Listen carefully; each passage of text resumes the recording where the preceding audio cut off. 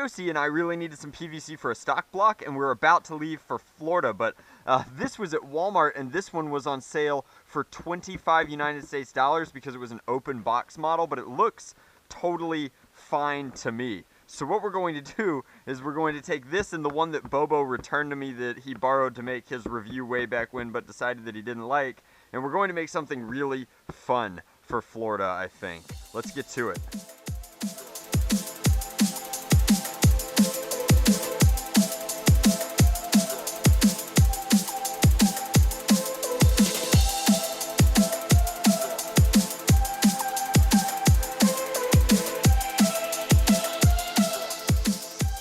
So the only thing more fun than opening one stock Hyperfire is opening two stock Hyperfires. How many screws are in a Hyperfire? Too many is correct. There are a lot of screws. Luckily, we're going to be slicing and dicing these up, so there will be less in the final version. Let's get to work.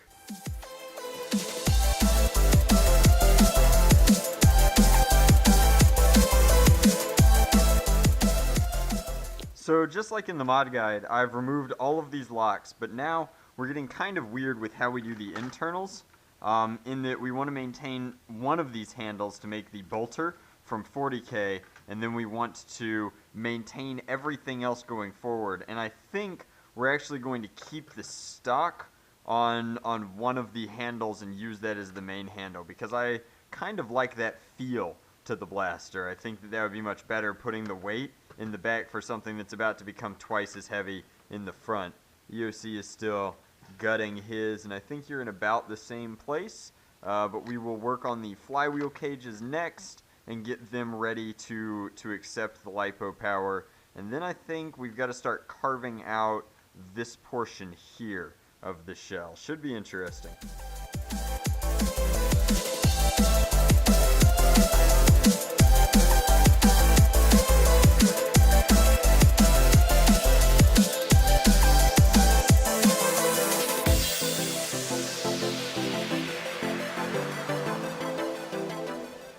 Alright, so at this point both Hyperfires have been completely gutted, and both of these pusher motors have had their leads stripped from them, which is cool because while some people have complained about these motors not being exactly 130 size and replaced them with 130s that they have to like wrap in electrical tape or something, I have yet to burn out one of these motors, so I'm just going to keep running them.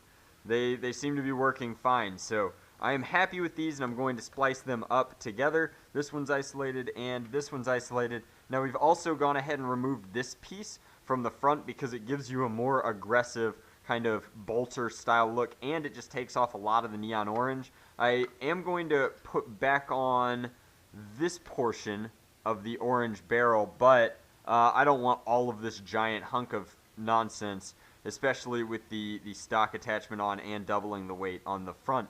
The motors have been isolated and are ready to be wired up as well. Now we just have to like pick and choose our cutting points, and I think that we're going to go kind of around here and try and maintain as much of the magazine release down here area as we can. We may wind up having to 3D print a piece that'll allow us to bump the magazine release through these portions, but it should work a-okay.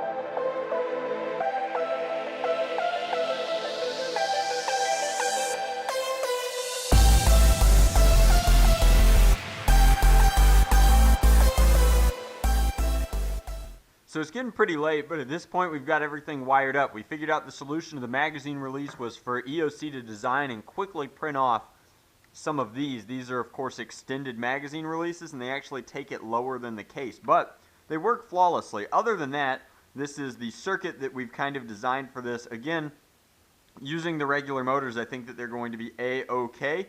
And then through here, so the negative lead is spliced continuously, and then the positive leads are actually two separate wires.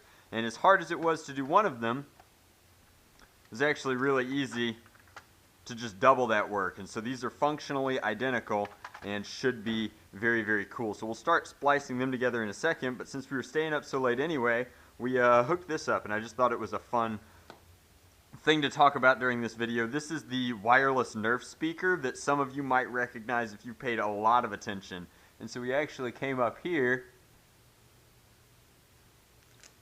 and velcroed it. So when it's not charging, we actually get like surround sound nerfing goodness. So we're going to keep rocking and rolling and rocking and rolling. We'll see what's next.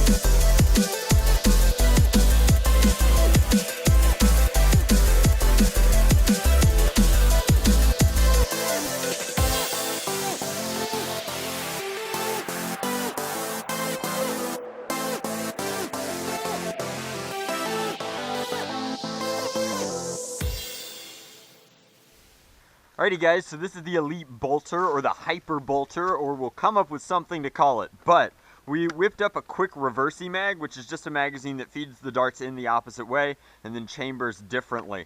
EOC's extended magazine releases here were a huge help in this, and if you need some, we may sell them if there's an interest. I'll put a link in the description box to all the materials used in this build. That includes the Hyperfire, the kind of putty that we used, the wire that we used, and the switches that we used, as well as the exact LiPo and the connectors, because I know that can be confusing sometimes. The quick disconnects just mean that you move your finger over to the side to reach, as opposed to regularly tapping the button that would be here. The blaster is, of course, mechanically fastened into here, which gives it a very sturdy feel and allows you to really shoulder it. But we've got Teddy down range. We've talked about it plenty. These are two full 35 round drums from the Clear Raider. The front profile of the blaster looks kind of funky. Now the putty work is sort of quick and dirty, but we really just wanted to get this thing done in time. Like it's a fun blaster. It's all about function. I think that Tear Kitty used to say that fugly is feature, and we're going to go with that. So in his spirit, we give you we slapped two of these things together, not because we should, but because we could. It was actually very simple electronically to just mirror the circuits and strap them to one battery and attach that all to one set of controls. So Teddy's actually shivering in anticipation. So we should hit him with our best shot.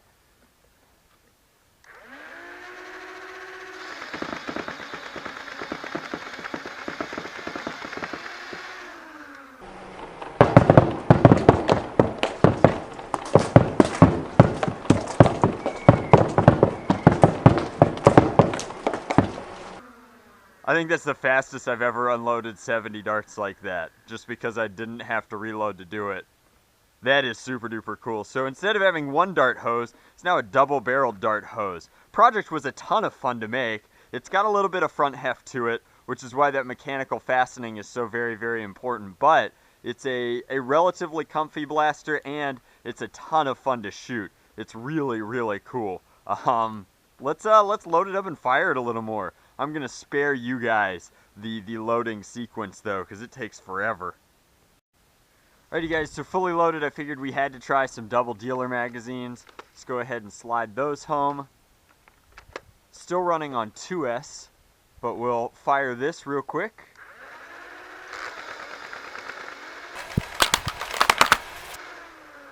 Just crazy awesome. Now, let's actually do a change of pace. So if you haven't seen my original modification guide for the Hyperfire, I figured out that the pusher motors don't seem to mind 3S LiPos, which is a lot of voltage increase for them. And I happen to have a 3S LiPo that can deliver the kind of current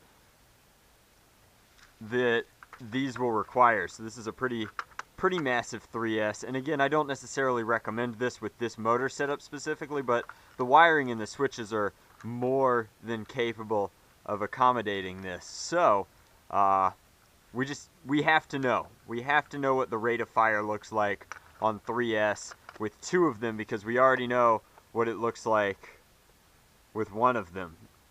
And those darts per second, or DPS, were pretty insane. So hopefully we get just as crazy times 2 with these 35s.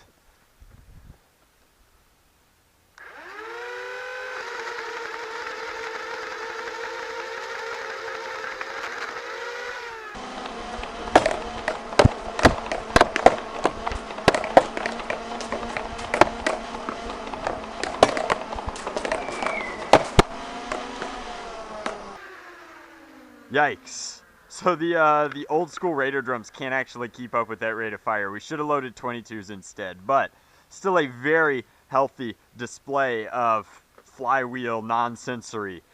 Can't wait to take this to a war. If you want a more in-depth guide on just how to modify a regular Hyperfire without strapping two of them together, be sure to check out my OG Hyperfire mod guide here. And if you want to see this, how we make this guy, the reversey mag, then you can check that out in this video here. Looks like we weren't done all the way. Beautiful. Thanks very much for watching, guys. Hopefully you enjoyed. We enjoyed making it. It was a quick and dirty and absolutely hilarious project. Bolter done.